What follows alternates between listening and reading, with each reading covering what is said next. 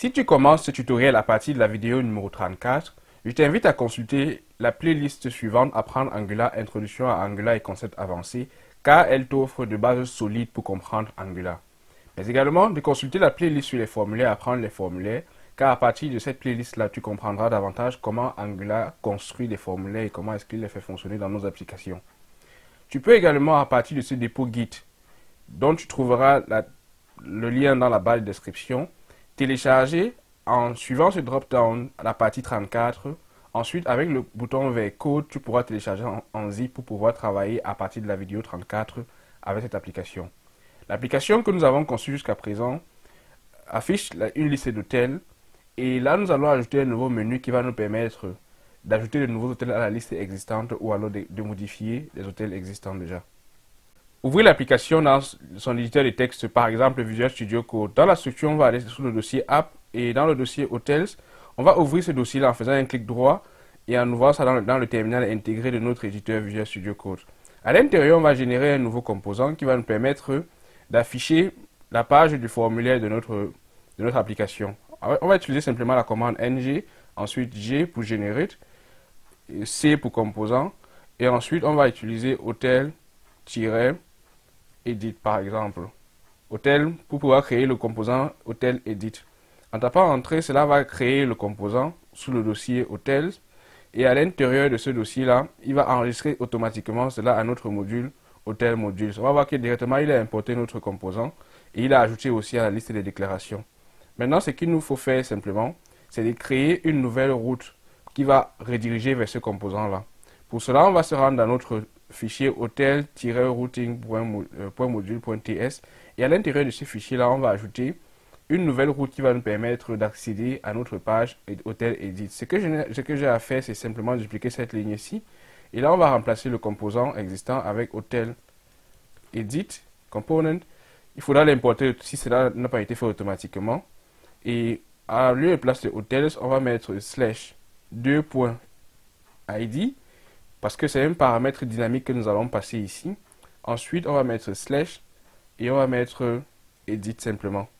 Le paramètre id que nous allons passer ici sera redirigé automatiquement en fonction de l'hôtel que nous aurons sélectionné ou alors nous allons utiliser 0 pour pouvoir créer de nouveaux hôtels. Lorsqu'on va sauvegarder, cela va être enregistré automatiquement au système de routage d'Angular. Maintenant, il nous faut créer simplement un bouton qui va nous permettre de naviguer vers celui-ci ou alors simplement d'aller dans notre app.component.html, d'insérer un nouveau menu qui va nous permettre d'être rédigé sur cette page-là. Nous avons créé notre menu dans les UL, dans les listes non ordonnées en HTML. Ce que nous allons faire, c'est qu'on va créer un pareil nouveau menu en dupliquant le menu existant et en changeant simplement. On va écrire ici ajout d'hôtel simplement. Avec ajout d'hôtel, cela va nous permettre d'aller sur notre nouveau menu, ajout d'hôtel. Bien sûr, il faudra modifier ici, ça ne sera plus simplement hotels, mais ici on va passer un deuxième paramètre avec la virgule, le paramètre dynamique qui est l'ID. Nous allons mettre 0 parce que cela sera l'ID pour les nouveaux hôtels que nous allons ajouter. Et là, nous allons mettre edit pour qu'on ait hotel/0/edit à cela. On va ajouter à notre menu, je vais essayer d'aller à la ligne pour qu'on puisse voir. On va ajouter à notre menu simplement. Cela a été déjà fait, un routeur link actif pour pouvoir afficher le routage, du moins pour pouvoir afficher le lien avec une couleur particulière lorsque cela va être sélectionné. Maintenant que c'est fait, on va sauvegarder et vérifier dans notre navigateur. On a un nouveau menu qui a été ajouté ici, ajout d'hôtel. En cliquant dessus, vous allez voir Hotel Edit Works. C'est en fait le contenu de notre menu que nous avons créé, Hotel Edit Component. J'aimerais te faire remarquer quelque chose, c'est que lorsqu'on a sélectionné le menu ajout d'hôtel, le router link actif n'est pas vraiment entré en exécution parce que les deux liens liste et ajout d'hôtel ont désormais la même couleur et sont sélectionnés comme si nous avons sélectionné les deux menus au même moment. Cela est problématique, bien sûr, n'est-ce pas? Pour pouvoir le réaliser, du moins le problème part du fait que 0/edit est une route enfant de la route hotels. Ça veut dire qu'on traverse la route hôtel pour arriver à l'hôtel edit. C'est la raison pour laquelle Angular ne parvient pas à reconnaître la différence entre les deux. Pour ça, il faut que nous disons au système de routage d'Angular que lorsque la route que nous allons sélectionner sera exactement la correspondance de celle que nous avons déclarée, alors dans ce cas, il faudra mettre le menu actif et ajouter cette couleur-là uniquement sur le lien que nous avons sélectionné. Pour le réaliser, nous allons ajouter une nouvelle directive à nos liens existants. Lorsqu'on va se rendre dans le Hotel Routing module, et à l'intérieur de ceci, on va vérifier que nous avons déjà nos hôtels correspondants qui sont correctement déclarés. Et maintenant, on va se rendre dans l'HTML. On va modifier les routeurs link actifs que nous avons. Pour cela, je vais ajouter une nouvelle directive ici. À l'intérieur de cette directive, je vais appeler ceci routeur. Nous pouvons ajouter des options au routeur link actif. Donc, je vais écrire ici routeur link active. Et maintenant, je vais ajouter options.